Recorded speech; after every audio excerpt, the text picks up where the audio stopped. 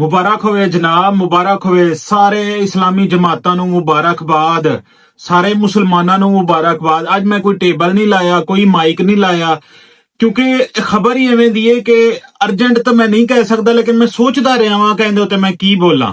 ਲੇਕਿਨ ਬਹਰਹਾਲ ਤੁਹਾਨੂੰ ਦੱਸ ਹੀ ਦੇਣਾ ਵਾਂ ਕਿ ਅੱਜ ਅਸੀਂ ਮਾਸ਼ਾਅੱਲਾ ਉਸ ਕਲਮੇ ਤੋਂ ਵੀ ਦਸਤਬਰਦਾਰ ਹੋ ਗਏ ਦੇ ਆਂ, ਅਸੀਂ ਉਸ ਨਾਰੇ ਤੋਂ ਵੀ ਦਸਤਬਰਦਾਰ ਹੋ ਗਏ ਦੇ ਆਂ। ਇਹ ਅਗਸਤ ਦਾ ਮਹੀਨਾ ਫਿਰ ਬਹੁਤ ਬਹੁਤ ਮੁਬਾਰਕ ਹੋਵੇ ਜਨਾਬ।